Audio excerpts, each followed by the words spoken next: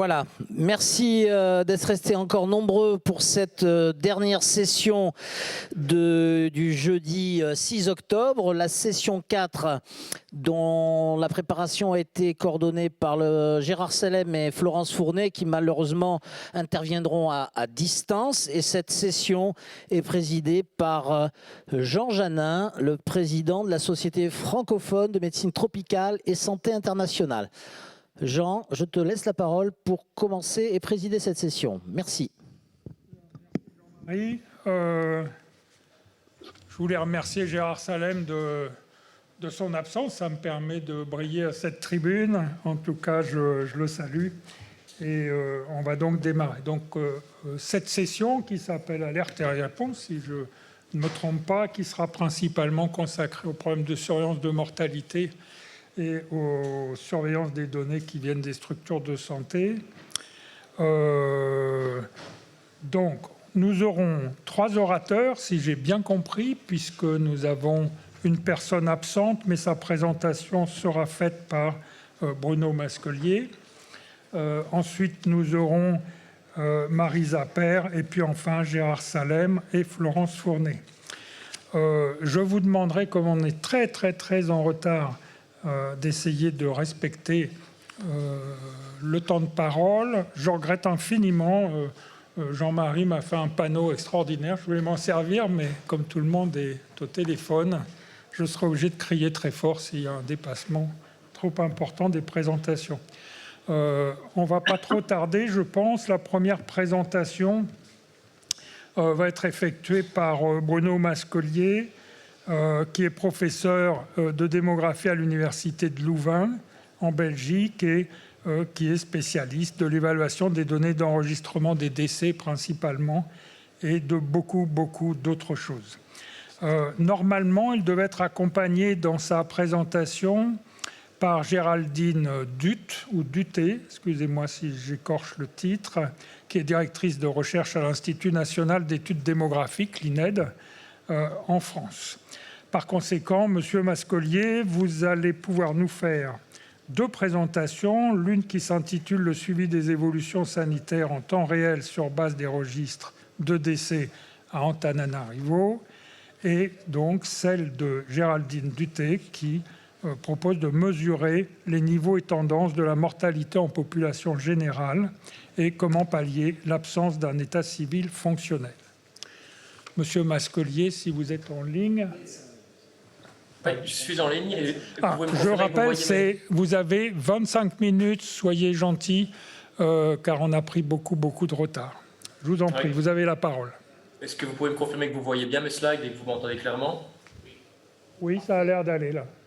Parfait, alors super, merci pour cette invitation. Alors par chance, je connais bien Géraldine pour avoir déjà travaillé avec elle, donc on a pu se coordonner, elle ne pouvait pas effectivement être là cette semaine pour des problèmes de santé, mais on va faire une présentation à 4 mains et une voix.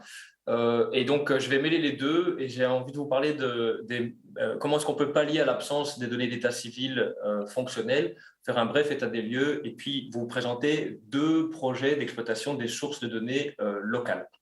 Donc le contexte général, il est connu. On est face à un iceberg puisqu'on voit 1/3 seulement des décès qui surviennent dans le monde chaque année, 60 millions de décès en gros. Il y a seulement 1/3 qui est enregistré dans les données d'état civil et une large part qui est donc invisible, en plus concentrée dans les pays où la charge de la mortalité est la plus forte et ça a toute une myriade de conséquences. Donc je vais essayer de dresser un état des lieux des sources de données qui permettent de compenser l'état civil, après avoir présenté justement les limites du système d'état civil, et puis 2 illustrations d'exploitation de sources locales. Dans la première, je parlerai de l'intégration des autopsies verbales dans les systèmes d'état civil à Dakar. C'est un peu acrobatique d'intervenir comme démographe après tant de médecins pour parler d'autopsie verbale, mais on va voir si ça passe. Et ensuite, je parlerai du suivi de la mortalité à Tananarive à partir des décès qui sont notifiés dans la capitale. Donc, au niveau de l'état des lieux, ce qui est clair, c'est que notre source de données de préférence en tant que démographe, épidémiologiste, etc., pour suivre la mortalité et les causes de décès, c'est l'état civil. Et il est bien établi que compter les décès et identifier les causes de décès ou les traumatismes qui ont conduit au décès, c'est l'un des meilleurs investissements qu'on puisse faire pour suivre et évaluer les programmes de santé. ce qu'on aimerait, c'est avoir 90% des décès qui sont enregistrés. Donc, je suis belge, vous faites la traduction. Les décès sont ensuite tabulés par âge et par sexe avec des causes de décès qui sont certifiées par des médecins. Et les causes de décès sont codées selon une classification standard, idéalement, la CIM 10 ou la CIM 9. Le système d'état civil, quand il fonctionne, a de nombreux avantages pour le suivi de la mortalité. Il nous permet un suivi quasiment en temps réel de la mortalité en population générale. On en a fait l'expérience avec le Covid-19. On pouvait suivre les évolutions de la mortalité avec seulement quelques mois de retard, ce qui a été très précieux. C'est la seule source de données sur les causes de décès qui est représentative au niveau national. Il procure l'état civil, quand il fonctionne bien, les numérateurs et les dénominateurs pour certains indices de mortalité. Par exemple, la mortalité infantile peut se calculer à partir des bulletins de décès et des bulletins de naissance. Et il nous fournit des estimations pour les entités sous-nationales. Là, je parle des avantages au niveau de la statistique publique. Il y a évidemment une myriade d'avantages aussi pour les individus et les familles en termes de droits, de protection, etc. Alors, on sait accéder aux données d'état civil au niveau international à partir de la banque de données de l'OMS qui couvre 138 pays ou d'une banque de données qui rassemble uniquement les pays qui ont vraiment des statistiques vitales de très grande qualité. C'est ce qu'on appelle la Human Mortality Database et qui couvre 41 pays. Donc, cette base de données a permis de suivre l'évolution du Covid. Vous en avez ici une illustration avec la Belgique. En 2020, on a pu comparer les décès observés aux décès attendus sur base des années antérieures sur une base hebdomadaire. Et on voit clairement ici la première vague, un pic de mortalité lié à la canicule durant l'été, et puis la deuxième vague de Covid-19. Le problème, c'est que ce système d'état civil nécessite une administration très forte et décentralisée et une adaptation aux contextes locaux. Il y a une multitude de parties prenantes qui sont impliquées, différents ministères, ministère de la Santé, ministère de la Justice, ministère de l'Intérieur. Les centres de santé sont impliqués aussi pour la production au niveau des bulletins de décès, des bulletins de naissance, la police, le système d'information sanitaire national, une multitude de bailleurs de fonds qui sont impliqués, l'UNICEF, l'OMS, etc. Les informations sur les causes de décès sont parfois approximatives et de mauvaise qualité. On y reviendra. Les causes qui sont mal définies, ou ce qu'on appelle également les garbage codes, ce sont ces codes qui n'ont pas d'intérêt en termes de mise en place de politiques publiques. On ne sait pas quoi en faire parce qu'ils ne définissent pas vraiment la maladie qui a causé le décès. Et puis ces systèmes d'état civil sont souvent perturbés en cas de crise ou de conflit. Ils ne nous fournissent que des informations socio-économiques limitées et il y a un coût élevé du système, mais un coût encore plus élevé de ne pas disposer d'un système efficace. Alors, si on prend la base de données de l'OMS et qu'on calcule la complétude de l'enregistrement des décès, vous voyez qu'on a l'Afrique subsaharienne dans son ensemble, à l'exception de l'Afrique australe, on n'a pas d'informations, donc il y a une complétude inconnue, qui, sans doute autour de 25% des décès seulement, même si on parlera après des systèmes locaux. On a une bonne couverture globalement dans les pays occidentaux et en Amérique latine, bien que vous voyez en Amérique latine, la complétude de l'enregistrement dans beaucoup de pays, elle varie entre 80 et 95%, donc il faut quand même procéder à des ajustements. Si on veut être tout à fait honnête, il faut aussi mentionner l'Inde, où on a un système d'enregistrement qui est aléatoire, donc qui n'est pas exhaustif, et la Chine, qui a aussi un système de suivi, ils s'appellent ça Disease Surveillance Points, qui permet d'avoir quand même un suivi de la mortalité, même si là aussi on est loin de l'exhaustivité. Alors, ce qui est particulièrement déprimant, c'est que les progrès sont extrêmement lents. On avait en 2000 36% des décès mondiaux qui étaient enregistrés et en 2015, 38% des décès. Et cette proportion donc évolue lentement. Et à mesure que la population vieillit, on sait de moins en moins de choses sur les décès aux âges avancés qui tendent à être moins bien enregistrés. Et à mesure que la concentration des décès se fait dans les pays, notamment en Afrique subsaharienne, qui a un poids démographique qui augmente, en fait, l'iceberg en a une part cachée qui pourrait potentiellement devenir de plus en plus grande.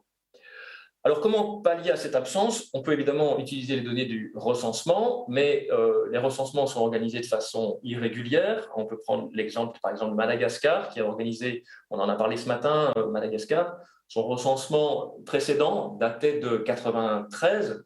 Donc, on a 25 ans qui se sont écoulés entre le dernier recensement et le recensement précédent. Alors, on a des informations sur les décès des 12 derniers mois qui sont survenus dans les ménages. On a des informations sur la survie des enfants, sur la survie des parents. Dans certains recensements, des questions sur les handicaps, sur les incapacités, sur la santé subjective. Et dans certains cas également, on peut suivre avec des enquêtes post-censitaires sur les causes de décès. Là aussi, il y a des bases de données qui existent où on peut accéder aux données de recensement. Mais on l'a dit, il y a un coût élevé, il y a une logistique importante, donc une collecte irrégulière. Souvent, les recensements sont retardés pour des raisons qui peuvent être économiques, politiques ou sécuritaires. À cause du Covid-19, il y a énormément de pays qui ont retardé leur recensement. Et on a une qualité des données qui est variable. Donc, je vous en donne juste une illustration ici. Les pyramides des âges au recensement du Burkina Faso en 85, 96 et 2006, on peut voir rapidement deux choses. Cette attirance très forte sur les âgerons, énormément de personnes qui ont 30 ans, 40 ans, 50 ans, mais peu de personnes qui ont 29, 31, 41, et un déficit des jeunes enfants et qui ont sans doute été omis. On le voit nettement, par exemple, si vous regardez la pyramide de 2006, on manque de jeunes enfants. Donc, le recensement est intéressant, notamment parce qu'on n'a pas d'erreur d'échantillonnage, on peut faire des couplages avec l'état civil, mais de par son caractère un peu mastodonte, il est organisé de façon irrégulière et nous donne finalement une information assez incomplète sur la mortalité. Alors, heureusement, on dispose des enquêtes démographiques et de santé. Bon, pour les citer rapidement, les EDS, les enquêtes démographiques et de santé, financées par l'USAID. On a également les enquêtes mixtes de l'UNICEF, les enquêtes en santé reproductive du CDC. Les enquêtes EDS sont les plus utilisées, 300 enquêtes EDS dans 90 pays. Et on a là différents modules sur la mortalité des enfants, la mortalité des adultes, la prévalence du VIH, du paludisme, le recours aux soins qu'on peut utiliser. Leur avantage, elles sont plus faciles à déployer, elles fournissent des informations représentatives au niveau national, elles coûtent moins cher, donc on peut estimer, ça dépend évidemment de la taille des échantillons, mais en moyenne, ça coûte 1,5 million de dollars par enquête. Et on a une diversité d'approches pour mesurer la mortalité. Donc par exemple, pour ce qui concerne la mortalité infantile et juvénile, on interroge les femmes sur la survie de leurs enfants et on reconstitue du coup les décès, les durées d'exposition pour calculer les taux par âge. On peut faire la même chose avec les frères et sœurs adultes et c'est la méthode qu'on utilise pour mesurer la mortalité entre 15 et 60 ans ainsi que la mortalité maternelle. Par contre, on manque cruellement d'informations sur la survie des personnes au-delà de 60 ans. Ces enquêtes ne sont pas adaptées, les recensements d'ailleurs non plus. Et donc, dans les pays ne disposant pas d'état civil, la mortalité des adultes de plus de 60 ans, c'est vraiment le trou noir. Et donc, c'est dramatique dans le cas qu'on connaît avec le Covid-19. Donc, pour vous donner un exemple d'utilisation, avec l'UNICEF, je suis impliqué personnellement dans la modélisation de la mortalité des enfants de plus de 5 ans et des jeunes adolescents. Donc, chaque année, on fait ce travail de compilation des enquêtes. Ici, vous avez un cas du Sénégal qui est vraiment bien doté en enquête.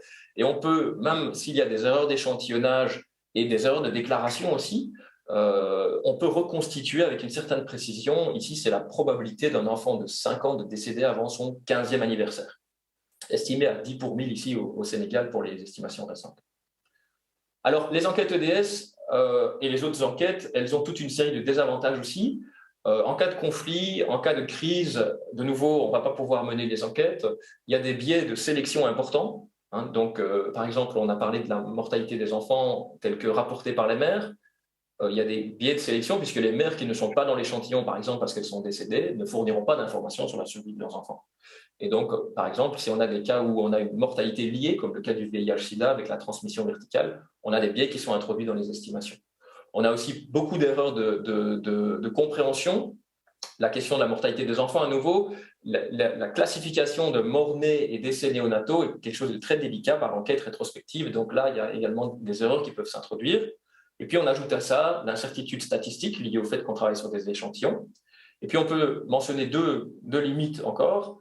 Le fait que c'est une standardisation extrêmement poussée. Donc, en fait, l'avantage, c'est qu'on peut faire des analyses comparatives facilement, mais par contre, on travaille avec des indicateurs qui ne sont pas appropriés nécessairement localement parce qu'ils ont été établis par la communauté internationale. Et puis, on n'a pas d'informations sur les causes de décès, hormis les décès maternels chez les adultes. Et encore, on peut juste savoir si c'est des décès qui sont liés à la grossesse en fonction du timing, donc grossesse, accouchement ou alors la période postpartum. Alors, les statistiques sanitaires, je ne vais pas en parler parce que là, je suis en présence de spécialistes donc, et je pense que ce sera discuté après par Gérard. Je voudrais mentionner peut-être une dernière source de données avant de rentrer dans les études locales. Ce sont les observateurs de population. Ça, c'est peut-être moins bien connu par les non-démographes. Donc, il s'agit de suivre une zone géographique restreinte de façon régulière. On va faire un recensement initial. Donc, on va prendre une enquête exhaustive où on va interroger les individus. Et puis, on va suivre cette population de façon régulière, tous les 6 mois ou tous les ans. C'est typiquement plusieurs dizaines de milliers de personnes qui sont suivies, essentiellement en zone rurale. Et on va faire alors une mise à jour sur les événements démographiques, les naissances, les décès, les migrations in ou out, les grossesses et les mariages. Et on a aujourd'hui une série d'observateurs de population dans le monde. Ici, vous avez une carte de 50 environ centres qui ont contribué à mettre leurs données ensemble sur les causes de décès à partir d'un outil qui s'appelle les autopsies verbales, dont je vais vous parler dans une minute. Alors, ces observatoires, ils permettent donc de compléter les dispositifs d'information démographique. Par contre, il y a des fortes contraintes opérationnelles et un coût élevé sur le long terme. Il y a des enjeux éthiques aussi, parce que comment assurer le consentement des populations qui sont nées même dans les observatoires, parce qu'il y a des observatoires qui sont en opération depuis très longtemps au Sénégal, par exemple dans les années 60, et donc il y a des enjeux éthiques autour de ce consentement. Et puis, c'est des observatoires qui ne sont pas représentatifs de la population nationale et on reste sur des petits échantillons. Mais par contre, on a un relevé continu, on a un relevé exhaustif et on a des données très riches, par exemple sur les généalogies, sur les migrations, sur les conditions d'habitat, etc. Et puis, pour ce qui nous intéresse peut-être plus ici, on peut mener ce qu'on appelle des autopsies verbales pour identifier les causes de décès. Alors, je vais prendre pour prétexte une étude récente que j'ai coordonnée avec des collègues sénégalais à Dakar sur comment est-ce qu'on peut récupérer des informations sur les causes de décès en intégrant des autopsies verbales dans les systèmes d'état civil. Donc, le contexte est le suivant. À Dakar, on a une complétude de l'enregistrement des décès qui est nettement supérieure à la moyenne nationale. Donc, vous voyez au niveau régional, il y a des régions où ça avoisine 10-15%, mais à Dakar, on est autour de 80% d'après le recensement, d'après ce que les chefs de ménage déclarent quand ils déclarent un décès. Mais par contre, on n'a pas d'informations sur les causes de décès. Donc, tout ce qu'on connaît à Dakar, ça provient des structures sanitaires, mais les décès en communauté, on n'en a pas. Et donc, du coup, la question, c'était est-ce qu'on peut aller poser des questions aux membres des familles qui vont aller dans les bureaux d'état civil pour déclarer un décès sur les circonstances et les symptômes avant le décès pour essayer d'identifier quelle est la cause de décès. Alors, on n'est pas du tout dans les mêmes registres que ce qui a été discuté à la session précédente. On n'est pas du tout dans des trucs aussi précis que des PCR, etc. On est vraiment dans essayer d'établir autour par exemple, 60 grandes causes. Est-ce que les décès sont plus susceptibles d'être dus à un accident, une cause maternelle, paludisme, un cancer, etc. Et donc, on a des outils qui ont été développés par l'OMS, qui sont standardisés, qui permettent de récolter de façon systématique des informations sur les circonstances qui ont mené au décès et les symptômes. Puis, ces autopsies verbales, on peut les faire lire par des médecins ou on peut les faire lire par des algorithmes qui nous permettent alors de définir la cause de décès, la probabilité que tel décès soit associé à telle cause. Donc, on a fait cette étude pilote sur l'ensemble des centres d'état civil de la région de Dakar. On avait des moyens limités, donc on a travaillé juste pendant 2 mois, mais l'idée, c'était de démontrer qu'on sait intégrer ça dans des systèmes d'état civil de routine. Donc, comme je le disais, on va identifier un proche, on va poser des questions aux proches, avec des enquêteurs qui n'ont pas nécessairement une formation médicale, et puis on va transférer ces données vers des médecins ou des programmes statistiques, et c'est utile, pas pour identifier la cause du décès au niveau individuel, mais pour avoir une fraction de décès sur l'ensemble des décès de la population. Donc, si ça vous intéresse, voilà le lien pour aller sur le site de l'OMS et l'exemple de la structure du questionnaire chez les décès adultes. Vous voyez qu'on va poser des questions sur est-ce que le décès a été enregistré. On va d'abord faire un open narrative, un déroulé narratif au niveau du décès, des informations de contexte, est-ce qu'il y avait une histoire médicale connue, etc. Et puis après, on passe sur les symptômes et les signes associés à la maladie qui a mené au décès. Ensuite, on a les modèles statistiques. L'idée, c'est d'associer en fait ces circonstances à des causes de décès, et on obtient une probabilité qu'un décès soit lié à chaque cause sur la base des symptômes qui ont été notifiés dans l'autopsie verbale. Alors, juste un slide de résultats sur Dakar. On a observé 3 choses. D'abord, une structure par âge qui était très différente de celle qu'on attendait sur base du recensement, avec beaucoup plus de décès à moins d'1 an. Donc, on a là où on pensait que les décès d'enfants étaient moins bien enregistrés à l'état civil, en fait, on les voit, et c'est sans doute lié au fait que c'est des décès qui qui sont plus susceptibles d'être notifiés parce qu'il y a une collaboration plus étroite entre les centres de santé et les centres d'état civil. Une deuxième chose qu'on a observée, c'est une surreprésentation des morts-nés. Donc, dans l'ensemble des décès qui sont tombés dans notre échantillon, on avait 10% de morts-nés, alors que normalement, il aurait dû être exclu de l'échantillon. Donc, c'est-à-dire que c'est des décès qui ont été enregistrés comme naissance vivante. Et puis après, en posant des questions sur est-ce que l'enfant a pleuré, est-ce que l'enfant a montré un signe de vie, etc., on peut identifier que ce sont des morts-nés. Donc, ça a des implications importantes sur la mesure de la mortalité des enfants.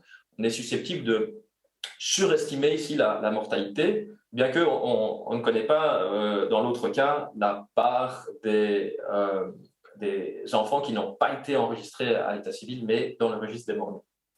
Et puis finalement, une prédominance des maladies non transmissibles chez les adultes à Dakar. Donc si on prend les maladies cardiovasculaires, ça représente 27% chez les adultes de 15 à 64 ans, et les cancers, ça représente 20% des décès. Alors, j'ai encore juste quelques minutes pour vous parler de la mortalité à Antananarivo. L'idée ici, c'est de ne pas travailler sur des autopsies verbales, puisque historiquement, pour des raisons de suivi de la peste, dont on a entendu parler ce matin à Madagascar, le bureau municipal d'hygiène de la ville de Tananarive, et c'est le cas aussi dans les autres grandes villes du pays, a mis en place un système de vérification des décès. C'est-à-dire que quand il y a un décès qui survient à domicile, les proches vont venir prendre un rendez-vous avec le bureau municipal d'hygiène. Il y a un médecin qui va être envoyé au domicile, qui va établir une cause de décès sur base des informations médicales, des documents, des médicaments qui ont pu être pris, etc., et des informations recueillies post-mortem avec les proches du défunt. Puis, ces médecins reviennent au bureau municipal d'hygiène, et c'est seulement après qu'il y a eu cet assignement d'une cause de décès qu'on peut obtenir un certificat de décès et une autorisation d'inhumer. Donc, ça garantit une bonne complétude de l'enregistrement des décès, ce qui fait que vous avez la photo ici de cette armoire qui est une véritable mine d'or parce qu'elle contenait les registres de décès de la période 1976 jusqu'en 2022. En fait, le suivi est encore assuré aujourd'hui par l'Institut Pasteur de Madagascar, et toutes ces causes ont été associées à une cause de décès. Donc, j'ai déjà détaillé le système. Quand il y a un décès qui survient à domicile, ça représente environ 6 décès sur 10 dans la capitale. Lorsque les décès surviennent dans les hôpitaux, alors ce sont les rapports transmis par le personnel médical qui reviennent vers le BMH, le Bureau municipal d'hygiène, afin d'obtenir le permis inhumé. Alors, la bonne nouvelle, c'est que l'enregistrement des décès est très complet. J'ai dit plus de 90% des décès sont enregistrés, mais par contre, on a une part importante de décès qui sont associés à des codes garbage, donc des codes non spécifiques. Un exemple typique, c'est l'insuffisance cardiaque, par exemple, ou l'arrêt cardio-respiratoire. À la fin, on va tous décéder d'arrêt cardio-respiratoire. Et donc, du coup, ces causes de décès ne sont pas très utiles, ou la sénilité, etc. Et ça représente 31% des décès. Mais ça, c'est une proportion un peu large, parce que vous voyez qu'il y a, par exemple, 3% des décès qui sont bronchopneumonie, organisme non spécifié. Pour les médecins, peut-être que ce n'est pas très spécifique, mais pour nous, démographes, c'est déjà assez précis. Donc, si on reclassifie ces différentes causes, on peut obtenir une vision de la répartition des causes de décès. Donc, vous en avez ici une représentation en 3 groupes, mortalité transmissible, maternelle, néonatale, nutritionnelle d'un côté, non transmissible et accidentelle. Ça, c'était la période à la fin des années 70-80, et ça, c'est la représentation à partir des milieux des années 2010. Vous voyez une évolution en faveur des maladies non transmissibles très rapide, liée en partie au vieillissement de la population. Ça nous permet d'étudier aussi la saisonnalité, parce qu'on a un suivi journalier. Donc, Madagascar est une ville qui connaît des variations très importantes de température et de précipitations. Donc, on peut étudier la saisonnalité, mais je vais, par manque de temps, simplement mentionner que ce qui est intéressant là-dedans, c'est que la saisonnalité des décès des jeunes enfants est inverse de la saisonnalité des personnes âgées. C'est-à-dire que les personnes âgées vont décéder davantage dans la période qui est leur hiver, et les jeunes enfants dans la période qui est la période plutôt chaude, et que cette saisonnalité, elle a varié dans le temps, elle a diminué pour les enfants, mais pas pour les adultes. Et finalement, je termine sur la surmortalité liée au Covid. Le système a continué d'être en opération pendant la période Covid. Donc, on a pu voir les pics de mortalité comme on l'a pu le voir dans les pays disposant de bonnes statistiques, et associer ces pics de mortalité aux tests qui ont été menés par l'Institut Pasteur. Si on prend une perspective longue, entre 1976 et 2022, vous voyez qu'il y a eu une chute rapide de l'espérance de vie d'abord avec la crise des années 80, puis une augmentation, et puis aujourd'hui, on a une stagnation de l'espérance de vie. Et le déclin lié au Covid est relativement modeste, si on compare en tout cas à la période des années 80. On a en gros une chute d'espérance de vie d'1 an chez les hommes et de 0,8 ans chez les femmes, ce qui est un peu ce qu'on a pu observer par exemple en Belgique, mais ça pourrait être aussi des fluctuations aléatoires. Donc, en conclusion, pour terminer, juste pour être dans les temps, on a un manque crucial de données sur la mortalité dans les pays du Sud, en particulier chez les adultes et chez les personnes âgées, dans un contexte de vieillissement démographique et de recul de la mortalité des enfants. Ça veut dire qu'on va de plus en plus naviguer en aveugle si on continue avec ce système d'absence d'efforts pour déployer l'état civil. On a énormément d'incertitudes sur les causes de décès, y compris via les autopsies verbales. J'en ai essayé de faire un peu la promotion ici, mais en fait, il faut admettre qu'il y a une proportion de causes indéterminées qui reste quand même élevée. Mais il y a plusieurs initiatives prometteuses en attendant ce prétendu déploiement de l'état civil qu'on appelle de nos voeux depuis des décennies. L'exploitation des décès à des échelles locales qui restent sous-exploitées. Donc, j'en ai cité un exemple ici à Tananarive, mais il y en a d'autres. Il y a au Zimbabwe, par exemple, ou alors en Éthiopie, une surveillance des cimetières qui a été mise en place. L'intégration des autopsies verbales dans les systèmes d'enregistrement de routine pour pallier à l'absence de ressources pour qu'il y ait une identification, certification de chaque décès par un médecin. Donc ça, c'est un outil low cost et facile à déployer dans les systèmes de routine. Le développement de nouveaux modes d'autopsie, donc j'ai parlé des autopsies verbales, mais il y a des équipes qui travaillent sur des autopsies sociales pour comprendre un peu mieux le contexte du décès, ou alors ce que les anglophones appellent les MITS, c'est Minimally Invasive Tissue Sampling, où on va prendre des prises de sang, moelle épinière, sel, etc. Chez les défunts, pour pouvoir faire alors justement des diagnostics plus précis. Et puis finalement, les démographes travaillent aussi sur l'élaboration de modes de collecte plus flexibles que les enquêtes en face à face. Et par exemple, aujourd'hui, on est impliqué dans un programme de suivi de la mortalité par téléphone qui a été suscité par l'épidémie du Covid, mais qui pourrait aussi permettre de déployer des enquêtes dans des contextes de conflits, de crise, où les enquêtes en face à face ne sont pas possibles. Voilà, je vous remercie beaucoup pour votre attention et je suis à disposition s'il y a des questions.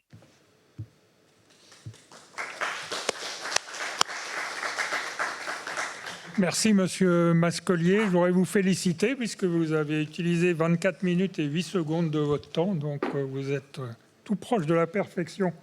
Ce que je vous propose, c'est de conserver les questions pour la fin et de passer à la présentation suivante. Juste un mot, je remarque qu'on a parlé là principalement de l'estimation de la mortalité, ce qui est déjà énorme, mais c'est vrai qu'on mesure la difficulté qu'on peut avoir à mesurer les causes de mortalité. Et là, vous avez parlé pas mal d'endroits où les conditions sont quasiment les meilleures. Mais c'est vrai que ces estimations en milieu rural ou ailleurs deviennent quelque chose de très très difficile et pourtant c'est un outil tout à fait majeur. On en reparlera peut-être tout à l'heure. Je vais passer la parole au docteur Marisa Père, qui est épidémiologiste spécialisée dans l'évaluation des programmes de surveillance et de contrôle en santé animale et en One Health, dont on a parlé hier. Elle est directrice adjointe de ASTRE, qui est une unité de recherche intégrée en santé du CIRAD. Voilà, le docteur Marisa Père va nous présenter la surveillance des zoonoses au cœur de la prévention des crises sanitaires, s'il vous plaît. Oui, bonjour. Est-ce que vous voyez bien mon écran ? Ok, parfait. Alors du coup, je m'excuse parce que ma présentation est en anglais, mais je vais la faire en français. Et en fait, je voulais recentrer un petit peu mon sujet sur l'importance des facteurs socio-économiques et culturels dans la mise en œuvre d'une surveillance intégrée comme l'a dit Bruno et comme il l'a mis en avant, sur les contraintes et les difficultés en lien avec les systèmes de surveillance des décès et sur tous les aspects qui ont été déroulés. Aujourd'hui, on a aussi bien vu l'importance du contexte dans la mise en œuvre d'un système de surveillance efficace. Donc, je l'ai recentré un petit peu là-dessus. Du coup, Donc tout ça s'intègre dans la volonté de renforcer les prises de décision en santé dans le cadre d'une approche d'une seule santé. Donc on considère que la santé humaine, animale et environnementale sont étroitement liées, que les actions de l'homme vont impacter la nature, qui va avoir aussi des conséquences sur les risques d'émergence de maladies et un risque accru d'émergence de maladies zoonotiques. Qui pose une contrainte pour l'homme. Donc, dans ce cadre de cette collaboration intersectorielle, interdisciplinaire, à l'échelle des territoires, mais aussi à l'échelle globale, on est confronté à donc l'importance de mettre en place ce travail interdisciplinaire à l'interface entre l'épidémiologie, le social et les sciences sociales et économiques, mais aussi aux difficultés de travailler à cette interface et aux difficultés de faire collaborer des gens de différents secteurs et de différentes échelles. Donc Bruno l'a montré tout à l'heure, donc ça s'applique, les contraintes de la surveillance s'appliquent à tous les domaines et de manière très globale. Donc on ne voit que la surface de l'iceberg. La majorité des informations des systèmes de surveillance, qu'elles soient en santé animale, humaine, environnement, sur les décès ou autres, ne sont pas connues. Donc on met en place des systèmes de surveillance actifs, c'est-à-dire qu'on va aller chercher l'information, où on met en place des systèmes de surveillance où on motive les acteurs à reporter de l'information et à l'enregistrer pour qu'on puisse ensuite s'en saisir. Donc l'objectif pour nous, c'est vraiment d'optimiser ces systèmes, d'augmenter leur sensibilité, donc de détecter plus. Le problème, c'est que ça a un impact sur les ressources, c'est-à-dire que mettre en place des surveillances actives ou des systèmes d'enregistrement de données peuvent être complexes et très coûteux. Et surtout, ce qui est aussi souvent peu pris en compte, c'est l'acceptabilité de ces actions de surveillance active qui peuvent avoir une forme d'ingérence dans la vie des communautés locales. Et donc, c'est un facteur important à prendre en compte. Alors, qu'est-ce qui se passe mal? Qu'est-ce qu'on fait? Qu'est-ce qui ne fonctionne pas? La première chose, c'est que souvent, ces systèmes de surveillance sont construits à l'échelle nationale sur des définitions et sur des priorités définies à l'échelle internationale en fonction des financements disponibles, bien évidemment, qui sont répercutés ensuite à l'échelle locale. Et à chaque niveau, que ce soit dans les différents secteurs, là j'ai pris l'exemple de la santé animale, à chaque niveau d'échelle, donc que ce soit les éleveurs, les communes, les districts, les provinces au niveau national, chaque acteur décide ou non de partager l'information. Possède la clé pour partager cette information et la répercuter au niveau supérieur. Et ça crée en fait toute une série de réseaux locaux, de réseaux sociaux, de réseaux multiples de partage d'informations. Et à la fois, ce partage d'informations s'intègre dans ces réseaux déjà existants. Comment est-ce que l'on partage cette information? Comment est-ce qu'on décide de notifier ou non des informations, des maladies, des événements rares? On va le faire en fonction de nos expériences, de nos connaissances, des conseils d'experts, de nos peurs, de nos craintes. On va le faire en fonction de notre niveau de confiance dans les acteurs avec qui on va travailler ou dans le réseau. On va aussi le faire en fonction du réseau dans lequel on est nous-mêmes intégrés et du niveau d'intérêt. Et on va aussi le faire, et ça c'est très très important parce que c'est probablement la raison pour laquelle l'information diffuse peu, en général, c'est qu'on va le faire en fonction des impacts perçus et donc de nos coûts-bénéfices à partager cette information. Et là, on voit des exemples de raisons pour lesquelles ces facteurs vont être influençants. Par exemple, ça, c'est une étude menée au Ghana ou sur la PPR, où là, ils se rendent compte que les gens considèrent que quand la maladie attaque l'animal, c'est une question de chance, si l'animal va mourir ou pas. Et s'ils notifient les maladies, ils vont perdre leur réputation et ils ne vont pas pouvoir engager de l'argent de la part de leur famille ou de la banque pour pouvoir réhabiliter leurs élevages. Pour illustrer mon propos, je vais prendre un exemple très concret d'un cas très courant, alors là au Vietnam, mais on pourrait avoir des exemples similaires dans d'autres régions du monde et y compris en France. Donc là, dans ce cas-là, c'est l'histoire de Zoom, qui est un trader de porcs près de Hanoï. Donc, il achète des porcs aux éleveurs et il les revend pour la viande dans les restaurants ou dans les abattoirs. Et ce matin, Zung est allé voir le vendeur de médicaments de sa région, qui lui a dit que des porcs étaient malades dans la région de Cam Ranh. Il se trouve que le vendeur de médicaments a cette information parce qu'un éleveur est venu le voir le jour même pour lui dire que ces porcs malades ne se rétablissaient pas malgré l'utilisation d'antibiotiques et de traitements qu'il lui avait achetés quelques semaines auparavant.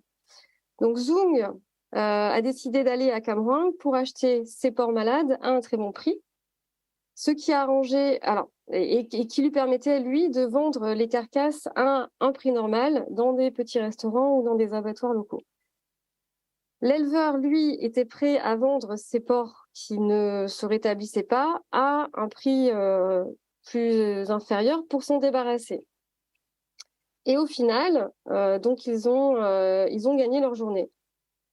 Donc ce cas peut paraître anecdotique, mais il ne l'est pas parce qu'en fait, ça met juste en avant la construction et l'organisation d'une filière parallèle au Vietnam de gestion des animaux malades, parce que le système officiel ne prend pas ou peu ou de manière contraignante pour les éleveurs la prise en charge de ces porcs malades. Donc, si on regarde comment est construit le système national de surveillance des maladies animales au Vietnam, donc on voit que c'est un système qui est très vertical et qui est construit sur l'organisation des services vétérinaires, ce qui est le cas dans de nombreux pays, avec des interactions entre les éleveurs et les vétérinaires à différentes échelles, avec des prises de décision à différentes échelles. Donc, c'est des systèmes qui sont qui ont des prises de décision hiérarchiques verticales qui sont très lents et qui sont très contraignants en termes administratifs. Donc ça, c'est le système officiel. Et quand on creuse un petit peu, donc on a mis en place des études d'analyse de réseaux sociaux pour voir un petit peu comment s'organiser le partage d'informations sanitaires au Vietnam à ces échelles-là, et comment les éleveurs géraient ce partage d'informations, on s'est rendu très rapidement compte que ce système officiel n'était en fonction que sur le papier, quasiment, et qu'en fait, un système de surveillance, de partage d'informations et de gestion de maladies était en fonction en parallèle, quasiment intégralement basé sur des acteurs privés. Alors, je ne vais pas rentrer dans le détail de ce système, avec évidemment quelques ponts avec les systèmes nationaux, puisque ça reste quand même des membres de la communauté. Les vétérinaires, les paravétérinaires au niveau communal font partie de la communauté, donc ont l'information qu'il se passe quelque chose dans le village, mais l'action du système officiel se fait dans un deuxième temps et ne se fait qu'en cas de crise, c'est-à-dire que le système officiel prend la relève d'un système informel privé quand le nombre de cas dépasse un certain seuil qui n'est plus gérable à l'échelle locale. Et donc, on se retrouve au niveau national à gérer des épidémies qui ne sont plus contrôlables. Et donc, on est en situation de crise, un petit peu comme les crises pandémiques humaines. Voilà, donc pour poursuivre, en fait, dans la complexité de ces systèmes-là et pourquoi est-ce que ils sont dysfonctionnels. Donc, on est sur la construction des systèmes de surveillance au niveau national basés sur des stratégies ou des standards qui sont souvent définis à l'international et qui sont ensuite déployés au niveau local, puis ensuite au niveau individuel. Ça, c'est la théorie. En réalité, donc, les normes internationales vont influencer les États, mais qui vont adapter ces normes-là à la mise en place de leur stratégie, de leur système, qui va ensuite être adapté au niveau local et qui va ensuite être adapté au niveau individuel pour correspondre aux besoins locaux. Mais globalement, ce qui se passe, c'est qu'en général, les systèmes sont dysfonctionnels et qu'il n'y a pas de remontée d'informations. Pour vous donner un chiffre, au Vietnam, les systèmes de surveillance des maladies porcines sont efficaces à 4%. Donc en fait, la solution et ce qu'on a mis en évidence au fil de nombreuses années d'évaluation de ces systèmes dans les différents pays, c'est vraiment de promouvoir cette approche mixte, à la fois de définir des systèmes qui soient basés sur les besoins des utilisateurs et des individus, en fonction de leurs contraintes qui sont rationnelles à leur niveau et de leurs besoins. Et ensuite, de définir ces systèmes à l'échelle locale et ensuite à l'échelle nationale. Évidemment, l'objectif est quand même d'avoir une approche mixte et que les États et les autorités locales puissent ensuite s'emparer de ces solutions et, si pertinentes, de les intégrer et de les déployer à une échelle plus globale. Donc, comment faire ça ? Donc, plusieurs points sont essentiels. Déjà, de comprendre la situation actuelle, donc de faire toutes ces analyses, comme on l'a vu jusqu'à présent et comme Bruno l'a mis en évidence. Quels sont les systèmes en place ? Comment est-ce qu'ils fonctionnent et pourquoi est-ce qu'ils ne fonctionnent pas ? De comprendre les différentes contraintes et besoins à différents niveaux, que ce soit au niveau des communautés locales, des acteurs techniques locaux, des autorités locales, des autorités nationales, de s'assurer de l'engagement des acteurs du système. Et ça, c'est un point extrêmement important parce qu'on l'a vu dans de nombreux pays que sur le papier, les éleveurs et les communautés locales qui sont à la source et qui sont en première ligne face au risque ne font pas partie de l'organigramme des systèmes de surveillance, ils ne sont pas considérés comme un acteur à part entière des systèmes. Évidemment, d'assurer une communication efficace entre les acteurs et les différents niveaux et de promouvoir cette collaboration intersectorielle. Donc voilà, de s'assurer de mettre en œuvre des ponts entre les différents systèmes de surveillance, qu'ils soient humains, animaux ou environnement, et de renforcer cette intégration des acteurs privés qui sont des acteurs extrêmement importants dans la surveillance sanitaire. Alors évidemment, comment ? C'est la question. On a besoin de mettre en place des outils, de définir des outils qui parlent non seulement aux preneurs des décisions, mais aussi aux politiques. On a également besoin d'avoir des outils et des solutions qui parlent aux gens qui sont sur le terrain et qui mettent en œuvre ces systèmes-là. Et on a besoin surtout d'avoir des outils ou des systèmes qui sont basés sur les besoins et les contraintes des utilisateurs.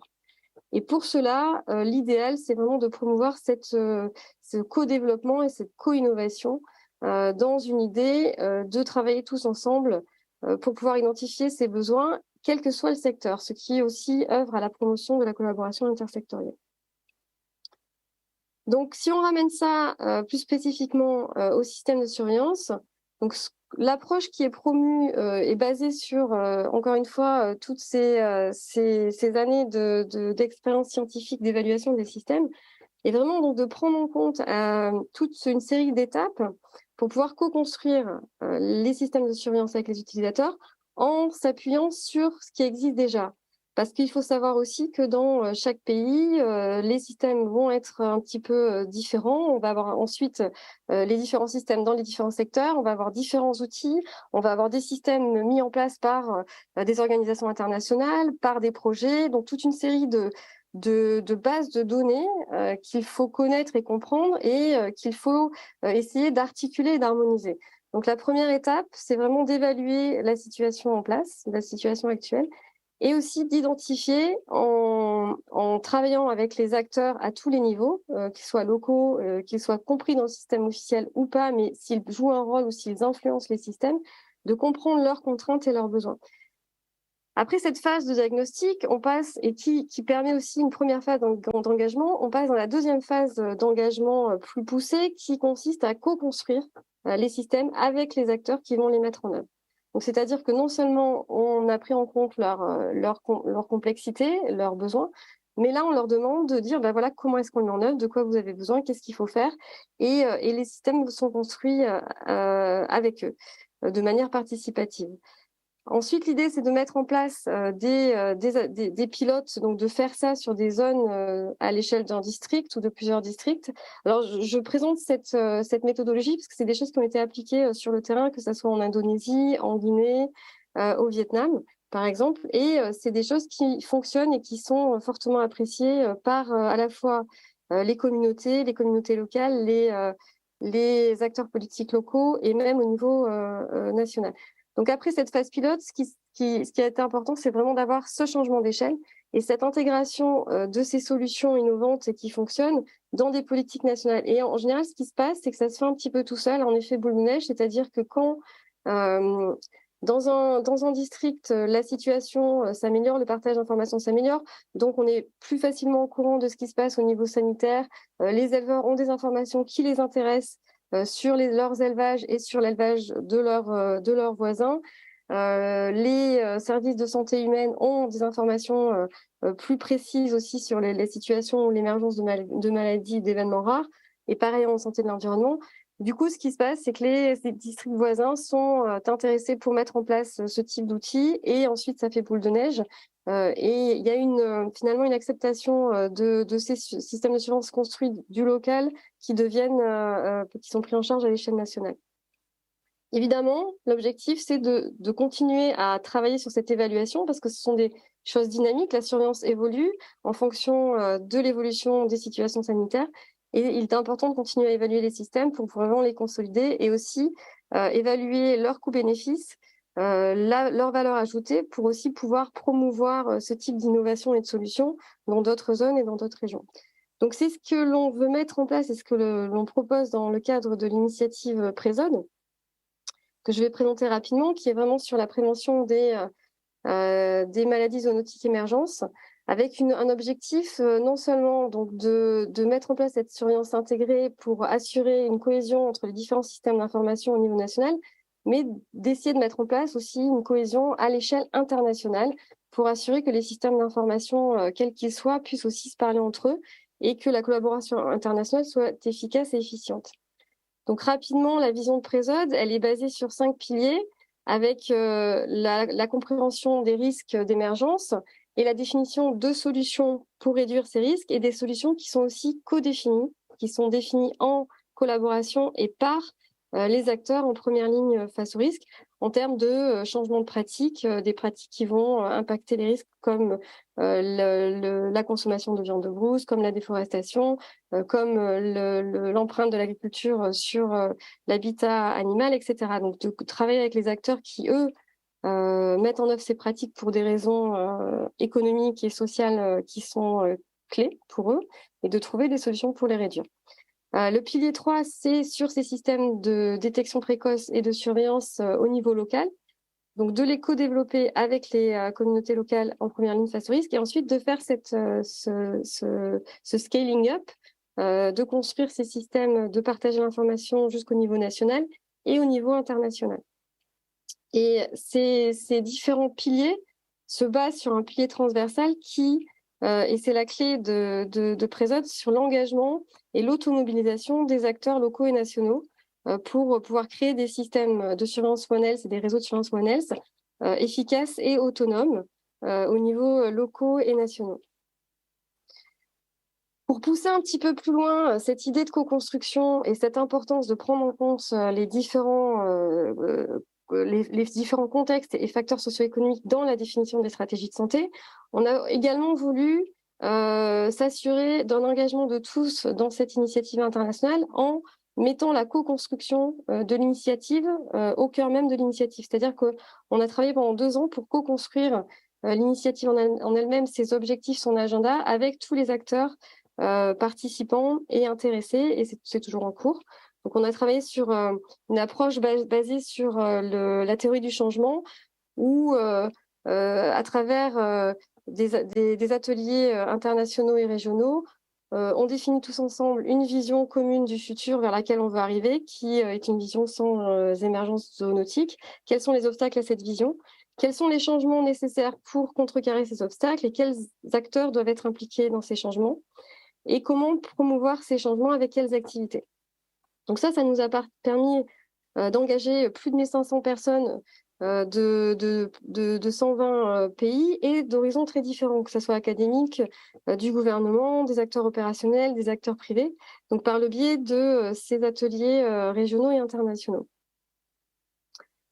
Ce qui nous a permis de construire un chemin d'impact et donc un plan d'action pour l'initiative qui inclut toute une partie sur le renforcement des systèmes de surveillance du niveau local au niveau global et qui définit donc la vision de l'initiative avec l'impact attendu, donc la réduction des travailler avec les pays et en collaboration avec les autres initiatives pour éviter les pandémies, tout en assurant la sécurité alimentaire et la sécurité économique des communautés les plus pauvres, en définissant des impacts attendus et des changements à long terme, des changements à moyen et court terme, et des actions de haut niveau pour pouvoir mettre en œuvre ces changements avec différents types d'actions, de catégories d'actions à réaliser et de chemins d'impact liés à ces différentes actions, et notamment donc la création d'un référentiel scientifique et opérationnel, un cadre scientifique opérationnel qui promeut cette co-construction et ce travail sur l'interopérabilité des différents systèmes d'information, par exemple, et de la collaboration des acteurs au niveau local, sur la collaboration intersectorielle au niveau international également, et sur la mise en place de mécanismes de soutien de programmes et de projets. Actuellement, là, on a fini la première phase de structuration et de mise en place de la gouvernance de l'initiative à l'échelle internationale.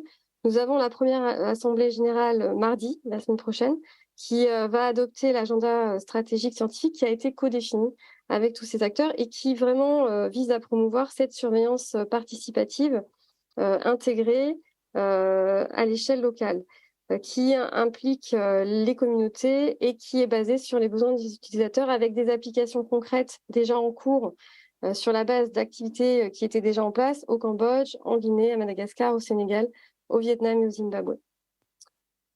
Et juste pour finir, voilà, je voulais juste mettre en avant le titre d'une publication qui a été publiée dans Aquaculture, ce qui est intéressant parce qu'on ne pense pas souvent à l'aquaculture aussi dans nos approches, mais c'est important dans le cadre aussi de cette approche universelle santé, où là, les auteurs mettent bien en avant l'importance des gens dans la surveillance, parce que finalement, c'est eux qui sont à la source des données et c'est eux qui comptent avant tout.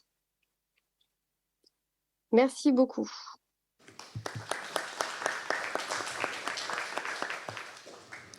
Merci beaucoup, Dr Paire. Vous êtes parfaitement dans les temps. C'est un premier motif de félicitations. Vous nous avez décrit un projet qui paraît tout à fait intéressant et auquel on ne peut que souhaiter un grand succès dans l'avenir. On va continuer pour rester à peu près dans les temps et je vais maintenant inviter le professeur Gérard Salem à faire sa présentation. Je pense que tout le monde connaît Gérard Salem, qui est géographe de la santé, professeur de santé urbaine à l'université Paris-Nanterre, qui a accompagné beaucoup d'entre nous dans des tas de projets et qui a enseigné un petit peu partout dans le monde pour former beaucoup de nouvelles forces. Gérard Salem va nous parler de l'information sanitaire issue des systèmes de soins. C'est quelque chose d'intéressant, et de se poser la question de passer d'une logique gestionnaire à une démarche de santé publique. Gérard, tu as la parole. Merci beaucoup, Jean. Merci particulièrement d'avoir accepté de présider cette séance au pied levé, mais vous aurez compris donc qu'on avait eu un concours de circonstances incroyable où chacun des participants a eu des contraintes particulières qui l'ont empêché de venir ici. Mais nous avions préparé, j'espère que ça va se traduire, nous avions préparé cette session pour faire un tour des systèmes d'observation, des systèmes d'information sanitaire. Jean-Marie, j'ai un problème, je n'arrive pas à partager mon PowerPoint. Est-ce que tu pourrais le mettre en route? On va demander à la régie. Hein. Ils l'ont reçu. On s'en occupe. D'accord. Donc, il me revient de finir cette vue d'ensemble des systèmes d'information en parlant d'un sujet beaucoup plus rebattu, qui est l'information tirée de l'activité du système de soins, en se demandant tout simplement qu'est-ce qu'on peut faire de cette information et aussi qu'est-ce qu'on ne peut pas en faire, quelles en sont les limites. Donc cette présentation est une présentation normalement à deux voix. Je la fais avec Florence Fournet, qui a été appelée pour des enquêtes dans le nord de la Côte d'Ivoire. Elle espérait pouvoir nous rejoindre suffisamment tôt. Je vois qu'elle n'est pas en ligne, mais cette présentation a été préparée ensemble. Gérard, juste un petit mot. Il faut dire suivant si tu veux voir la diapositive suivante. Merci. Super. Donc on peut commencer. On a le titre là. Oui. Donc la suivante. La suivante. Ou la première. Oui, c'est pas moi qui fais. Non, c'est... Ben oui, tu me regardes. En fait, c'est lui là qui nous partage sa diapo. Oui, ça marche. Ah, ça fonctionne, Gérard. Oui, mais moi je ne la vois pas. Il faut arrêter le partage d'écran, Gérard. D'accord. Il faut arrêter tout, on va aller au bar. Confus. Je rappelle que ces conférences sont enregistrées. Ah, oui. Pardon.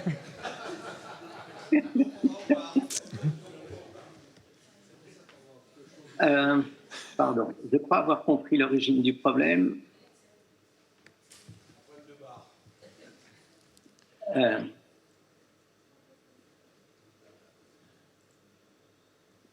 Je crois que j'ai trouvé.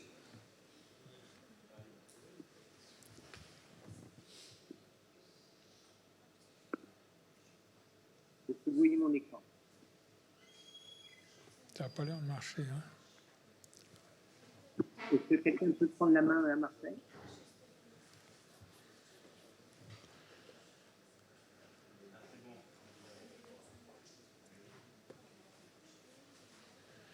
Et si c'est nous qui la mettons, on ne l'a pas. Comme ça, il dit suivant, puis il dépasse. Hein. C'est plus simple de l'avoir nous. Je l'ai en écran, mais est-ce que vous l'avez? Une petite seconde, ça se répare. Je suis confus. Ça ne sera pas décompté de son temps de parole quand même. Si. Non, ça sera décompté de mon temps de parole. Bon. Non, il te reste 4 minutes, déjà. Je te remercie. Je n'en attendais pas moins de toi. Bon, je l'ai devant les yeux, mais... C'est bon? Parfait. Bien. Donc, on va essayer de rattraper. Donc, on va parler de l'information collectée par le système de soins, cette information collectée en routine. Quelques avantages. Donc, ça donne une mesure de l'activité de ce système de soins, à la fois en volume, en saisonnalité. Ça permet de mesurer d'éventuels effets jours, etc. On connaît tout ça. Ça permet de caractériser la population consultante. On en a un exemple ici à droite. Le profil de cette population consultante par sexe, par âge, etc., éventuellement par effet jour selon le sexe et l'âge. Ça permet de caractériser la morbidité diagnostiquée, encore une fois, selon les grandes variables démographiques. Ça permet de définir les aires de chalandise, éventuellement ces aires de chalandise qui peuvent varier selon le sexe, l'âge, selon qu'il s'agit de pathologies aiguës ou de pathologies chroniques, etc.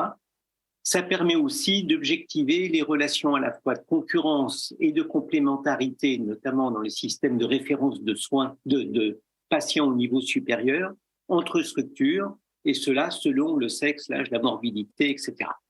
Et donc, ça permet, à la fin du compte, de caractériser, de dresser des typologies de la population consultante par structure, et notamment de la population par structure, ce qui permet de voir s'il y a certaines structures qui seraient plus spécialisées dans la population féminine que masculine, plus pour la population âgée que la population jeune, etc. Et ça donne aussi des éléments de pédagogie, des éléments de dialogue avec le personnel soignant sur l'activité, même si cette dimension est trop souvent oubliée dans l'animation des équipes de soignants. Quelles sont les limites? Alors, ces limites, on les connaît, évidemment, et ça ne porte que sur une partie de l'activité du système de soins, et que la plupart du temps, le système de soins privé, le système de soins caritatif, évidemment le système de soins traditionnel, voire le système de soins mixtes associant soins traditionnels et soins entre guillemets modernes, ne réfèrent pas, ne donnent pas leur activité, ce qui introduit évidemment tout un tas de biais sur l'activité de soins. Donc chacun connaît ce genre de situation, particulièrement en milieu urbain. Il y a une extraordinaire diversification de l'offre de soins entre les soins caritatifs traditionnels, modernes et toutes les formes syncrétiques de soins qui peuvent exister. Évidemment, par construction, ça ne renseigne que sur la population consultante enregistrée, donc même pas toute la population consultante, seulement celle qui est enregistrée par le système de soins. Ça nous informe sur le diagnostic qui est porté, qu'il soit juste ou pas, et pas sur le motif de consultation. Alors, toutes les études montrent qu'il y a souvent un grand fossé entre le motif de consultation et le diagnostic qui est porté. Or, le motif de consultation nous éclaire bien souvent sur le choix du recours thérapeutique. Il y a toujours un important retard du traitement de l'information qui n'en fait absolument pas un système d'alerte. Et donc, bien souvent, la façon dont sont remplis ces clés de consultation sont considérés comme de la bureaucratie ajoutée, d'autant qu'ils ne constituent pas un élément de dialogue avec le personnel soignant. Évidemment, il ne donne aucune information ou peu d'informations sur la satisfaction des besoins. J'ai encore eu récemment un exemple où un responsable sanitaire se réjouissait du nombre décroissant d'enfants consultants pour des diarrhées. Je trouvais ça plutôt inquiétant. De son côté, il trouvait ça plutôt satisfaisant. C'est une question de point de vue. Et aussi, ça introduit une confusion qui est fréquente entre l'accès et l'accessibilité. L'accès, c'est ce qu'on mesure au travers de la population qui est à consulter, mais ça ne nous donne que peu d'informations sur l'accessibilité, c'est-à-dire sur la population qui aurait dû consulter. Donc, est-ce que, malgré tous ces défauts, on peut travailler à des fins de santé publique, c'est-à-dire, pour le dire très rapidement, sortir d'une logique de l'offre et de la demande et viser une évaluation de la satisfaction des besoins? Est-ce que c'est une démarche qu'on peut avoir à partir de cette source d'information? Est-ce qu'on peut sortir d'une logique de concurrence entre les structures et viser plutôt les complémentarités, les collaborations entre les différents segments du système de soins, organiser éventuellement des parcours de soins? Et puis aussi, est-ce qu'à partir de cette information, on pourrait essayer d'anticiper les besoins de soins à venir? Alors, l'avantage qu'on aurait à travailler dans cette perspective serait par exemple non pas de mesurer l'activité du système de soins en se satisfaisant ou pas d'une augmentation d'activité, mais en comparant plus systématiquement les taux de consultation attendus avec les taux de consultation observés. Sachant l'incidence des diarrhées dans telle ou telle ville ou dans tel ou tel quartier, on devrait avoir tant d'enfants fréquentant les structures de soins. On compare le taux de consultation observé avec le taux de consultation attendu. Ça vaut pour les visites prénatales, ça vaut pour tout un tas de sujets.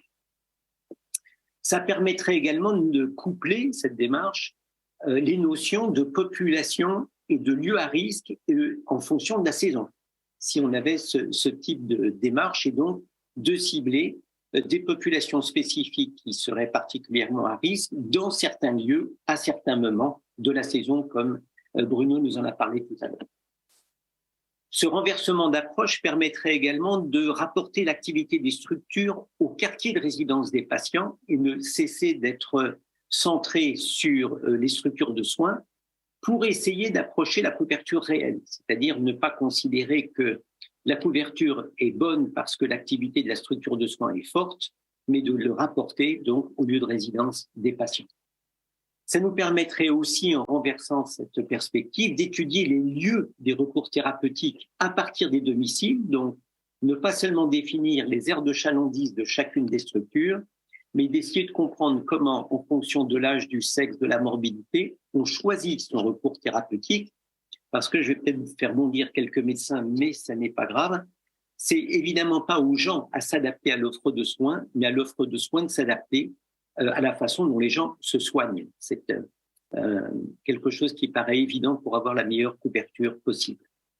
Et évidemment, ça devrait aider à l'organisation du système de soins, donc en prenant en compte les façons spécifiques de se soigner et d'être soigné.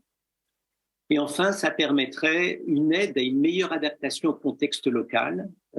On a toujours, notamment du côté de l'OMS, je suis actuellement dans une réunion OMS, cette idée qu'une seule et même organisation, par exemple à partir des districts sanitaires, vaudrait de la même façon en zone urbaine dense que en zone rurale extrêmement peu dense. Évidemment, ça ne peut pas fonctionner de la même façon quand les contextes sont aussi différents.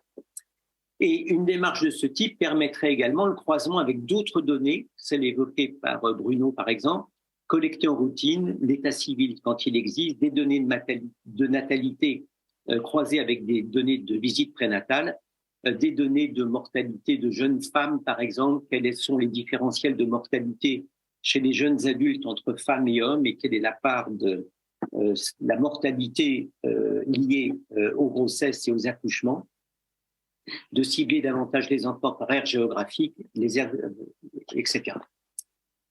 La difficulté qu'on va avoir, c'est que l'information qu'on a ne couvre pas toute l'offre de soins, comme je l'avais évoqué juste avant, et donc l'évaluation serait incomplète, qu'il y a souvent et de plus en plus souvent des systèmes d'information parallèles. On retrouve quelque chose que Marisa a évoqué tout à l'heure, notamment avec la multiplication de programmes verticaux. Je n'ai pas parlé de Bill Gates, mais j'y pense très très fort, qui font que l'information sur des programmes verticaux est soustraite aux États et vont directement auprès des bailleurs de fonds, que pour qu'on ait une démarche de santé publique, éventuellement d'alerte, ça demanderait une bien meilleure réactivité du traitement de l'information, ce qui n'est pas le cas du tout. Donc, à partir de tout ça, quelles recommandations, malgré tout, on peut essayer de garder pour ne pas être trop pessimiste? La première, c'est d'essayer de gérer ces données dans un souci d'animation d'équipe et de connaissance du terrain, c'est-à-dire de discuter avec les soignants en disant « il me semble que dans ta structure de soins, vous avez particulièrement le problème X et pas le problème Z. Pourquoi ?» Et c'est toujours extrêmement intéressant d'avoir ce type d'animation de structure. Ça permettrait, il s'agirait aussi d'essayer de promouvoir les coopérations avec les structures non participantes. J'ai eu personnellement plusieurs expériences avec des structures caritatives, notamment de sœurs qui remplissaient très soigneusement leur dossier leur cahier de consultation, mais qui, on s'en est rendu compte au fur et à mesure de notre collaboration, refusaient par exemple de soigner les MST, considérant que c'était un petit peu dégueulasse. Donc, ça affectait quand même durablement, sensiblement, nos statistiques globales. Et donc, peut-être qu'il faut, comme ça a été évoqué par Bruno au début de son intervention, privilégier les enquêtes ad hoc qui soient à la fois répétées pour permettre de faire une évaluation des activités et ciblées sur certains sujets. Autrement dit, c'est peut-être un peu contradictoire avec une démarche de recherche classique, peut-être privilégier la fréquence de la mesure à la précision de la mesure. Pour prendre des décisions de santé publique, aider les décideurs, pour évaluer des programmes, le 3e ou le 4e chiffre après la virgule est moins intéressant que la fréquence de la mesure. Ce qui nous permettrait peut-être de mieux évaluer la couverture, mieux identifier les populations à risque. Et donc, il nous faudrait essayer de favoriser des systèmes d'information qui soient adaptés aux situations locales. J'évoquais tout à l'heure la grande différence qui peuvent exister entre des villes et des zones peu denses, mais ça pose des problèmes particuliers. Les enquêtes ad hoc que j'évoquais tout à l'heure, par exemple, posent dans les grandes villes d'énormes problèmes de représentativité. Quelle représentativité vise-t-on quand on fait des enquêtes en milieu urbain? Est-ce qu'il s'agit d'une représentativité de situations écologiques différentes, une représentativité globale démographique, ou est-ce qu'on veut des informations qui soient opérationnelles sous-ensemble de la ville par sous-ensemble de la ville? C'est une question très importante puisque on sait que, par exemple, que les différences intra-urbaines sont souvent supérieures aux différences intra-urbaines de santé, les inégalités de santé sont souvent plus importantes à l'intérieur des villes qu'entre les villes, voire même qu'entre les villes et les campagnes. Mais si on met en place des systèmes d'information adaptés au niveau local, il y a évidemment un risque de perte d'information, de cohérence au niveau national. C'est un petit peu tout le débat qu'on peut avoir sur les avantages et inconvénients d'une décentralisation à la fois de la santé et des systèmes d'information. Donc, pour finir, c'est pas un message très très optimiste que je donne là, et je dirais par rapport, si j'avais dû faire ce topo il y a quelques années, notamment au moment où on osait encore parler de soins de santé primaire, avec un S à primaire, je pense qu'on aurait pu avoir un discours beaucoup plus optimiste. Avec l'hyperlibéralisation de l'offre de soins, on se rend compte qu'il reste à démontrer qu'on a vraiment gagné en couverture sanitaire et en qualité des soins, en tous les cas en termes d'information. On n'y a pas gagné du tout. Mais en termes de conclusion, je voudrais dire que on est particulièrement en France très fort pour donner des conseils à l'étranger. Ce que je propose comme démarche d'utilisation de l'activité du système de soins qui ne soit pas centrée sur la seule activité de l'offre, qui ne soit pas centrée sur l'offre, qui ne soit pas centrée sur la relation entre l'offre et la demande, mais en essayant de promouvoir la notion de besoin. On a absolument toute cette information en France, notamment l'assurance maladie, et on n'en fait à peu près rien, que ce soit dans le domaine des cancers, par exemple, où il serait tout, si on part du principe que chaque cancer passe à un moment ou à un autre par un enregistrement à l'hôpital, on pourrait avoir à échelle très très fine des données d'incidence et de prévalence sur les cancers, tout à fait utiles à une démarche de santé publique. Je vous remercie.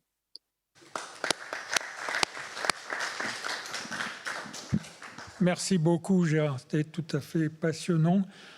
Par chance, il nous reste un petit peu de temps, donc je souhaiterais ouvrir les questions à la salle. Voilà, 2 petites demandes. Merci de vous présenter quand vous posez une question et merci de nous indiquer l'orateur auquel vous adressez. Alors, qui ose en cette fin de session et de fin d'après-midi prendre la première parole? L'état civil, oui. Oh ben.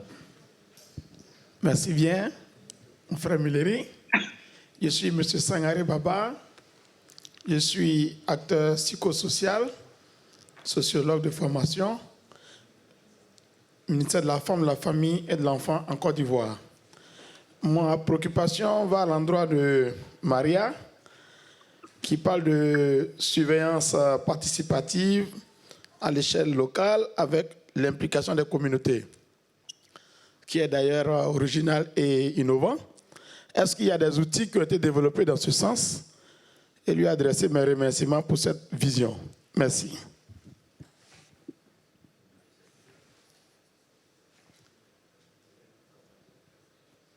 Marisa est-elle encore là?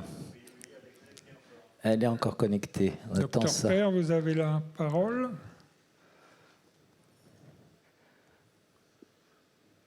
Allô? Oui. Excusez-moi, j'ai été coupée pendant quelques minutes. Je viens juste de revenir. Je vous en prie, on va reposer reprendre la question. C'était juste vous remercier. Je suis M. Baba Sangaré, de la Côte d'Ivoire. La question de surveillance participative m'intéresse, c'est mon champ d'intérêt. Je voudrais savoir, est-ce que vous avez développé des outils dans ce sens? Je vous remercie. Oui, merci beaucoup. Nous avons évalué des outils qui ont été développés, pas forcément par nous, mais qui vont être déployés et adaptés et optimisés dans les différents terrains d'études que j'ai mentionnés. Donc, des outils ont été développés en Indonésie notamment. Alors, en fait, l'outil en lui-même, j'ai envie de dire que ce n'est pas le plus important. C'est un outil, c'est une application qui permet de notifier un certain nombre d'informations qui ensuite, ces informations vont être centralisées sur une base de données et des épidémiologistes vont faire des analyses avec aussi une automation de certaines analyses. Mais surtout, ce qui est important, c'est cet aspect de construction de ces outils même avec les acteurs pour leur demander quelles sont les informations qui vous intéressent et quelles sont les informations que vous pouvez partager. Et évidemment, en regard des informations qui sont nécessaires aux services de santé pour pouvoir avoir des informations pertinentes pour prendre des décisions. Et là, ce qui est intéressant en Indonésie, et qu'on est en train de travailler sur différentes zones, c'est que finalement, pour les éleveurs, ce qui va les intéresser, eux, c'est de pouvoir partager des informations sur la productivité, sur leur production, sur quels vont être les rendements, donc des choses plus en lien avec ce qui les touche au quotidien en termes de productivité de leur élevage, pour avoir aussi des informations d'experts là-dessus. Et en même temps, de partager de l'information sanitaire qui, pour eux, n'est pas la priorité, mais qui fait partie finalement du partenariat du win-win dans l'utilisation de ces outils. Si on parle des outils, la grosse complexité aussi à laquelle on fait face dans les différents pays, c'est justement la multiplicité de ces outils. Et encore une fois, l'outil en lui-même n'est pas le plus important, mais vraiment comment l'outil est utilisé et ce qu'il contient et quels sont les avantages de ces outils pour ceux qui vont vraiment les utiliser. C'est-à-dire ceux qui vont les alimenter, parce que la source des données, ce sont les acteurs de la source de données qui ont besoin d'avoir un avantage conséquent à l'utilisation de ces outils. Et là, ce qu'on observe, et qui a été aussi très bien décrit par Gérard dans sa présentation, c'est vraiment cette multiplicité des différents systèmes d'information. Et comment qu'est-ce qu'on fait en fait? Est-ce qu'on crée un nouvel outil qui va centraliser tout ça? Est-ce qu'on prend un des outils existants qu'on va développer pour pouvoir intégrer les données des autres systèmes? Et là, j'ai envie de dire qu'il n'y a pas de réponse clé. C'est vraiment un travail à faire avec les pays, avec les autorités et avec les communautés pour décider qu'est-ce qui est le plus approprié. Et quand je parle d'une multiplicité d'outils, c'est aussi en lien avec les organisations internationales qui ont leurs propres canaux, les projets de développement qui créent leurs propres outils. Voilà, donc là, l'idée, ça serait vraiment d'arriver à harmoniser tout ça. Merci beaucoup. Non, j'attends un doigt qui se Est-ce que nous lève. avons une autre question Oui. dans la salle ou par vidéo? Voilà, Patrick Tonneau. Une question pour Géraldine Duth, si elle est toujours en ligne. C'est Bruno Bascuel, très bien.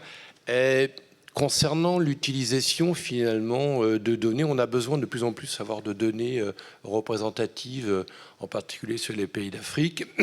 Donc, vous avez évoqué un certain nombre de pistes sur l'état civil, les enquêtes DHS.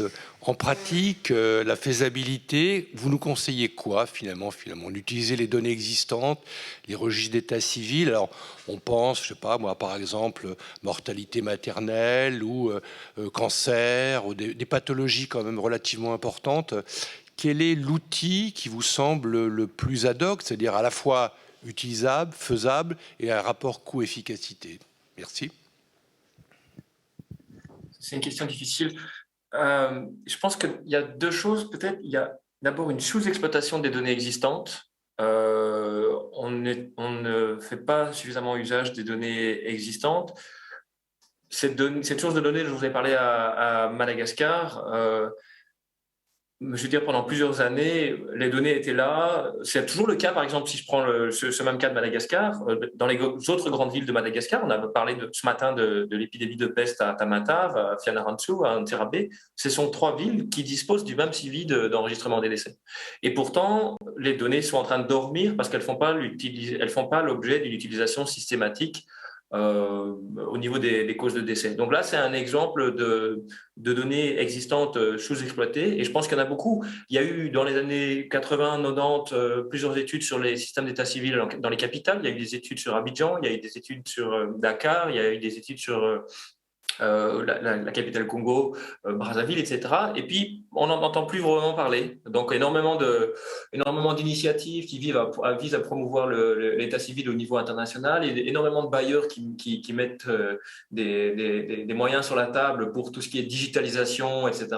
Mais par contre, il y a peu de centralisation des bases de données et peu d'exploitation finalement des données existantes. Donc, la première chose, je pense, ce serait de exploiter les données existantes. Et puis alors, vous disiez, est-ce qu'il faut privilégier l'état civil, est-ce qu'il faut privilégier les enquêtes? Je pense que là, ça dépend évidemment de l'objectif. Si on vise à mesurer avec précision la mortalité des enfants au niveau national, le dispositif dont on dispose fonctionne relativement bien.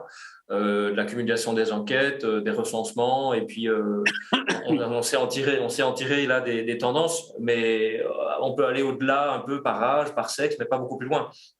Après, s'il s'agit de rentrer vraiment dans le détail des causes de décès, je pense qu'il y a une multiplicité de choses à faire et j'ai essayé ici dans la présentation de montrer que les autopsies verbales, même si elles sont imprécises, même si ce n'est pas des textes de diagnostic très précis, nous permettent déjà de répondre à des grandes questions du type à quel point la transition épidémiologique est avancée, quelles sont les grandes causes de décès, comment ça varie par âge, comment ça varie par sexe, dans des contextes où en fait on sait très peu de choses. Donc, la personne qui a pris la parole juste après mon intervention disait que j'ai présenté des situations dans les contextes urbains où ça fonctionne bien, c'est vrai, mais les autopsies verbales, elles peuvent aussi très bien être déployées, par exemple, après un recensement. Imaginons un recensement national, on repère les décès qui ont été notifiés par les ménages, et alors on vient faire une enquête post-censitaire pour identifier les causes de décès. Merci beaucoup. Je crois qu'on ne va pas tarder à s'arrêter. Donc, je voudrais remercier chaleureusement nos orateurs. C'était tout à fait passionnant. Et puis, puisque c'est la fin de la journée, je voulais remercier tous les participants qui sont dans la salle, tous les participants qui sont en vidéo. Merci à tous et excellente soirée. Voilà, merci à toutes et à tous. Donc, nous terminons cette session du jeudi 6 octobre et nous attendons demain pour la suite de ces journées les actualités du Pharo avec une session 5 qui débutera donc à 9h. Essayez d'être à l'heure un peu avant pour que nous ne prenions pas le retard accumulé aujourd'hui. Merci, bonne soirée. Bon.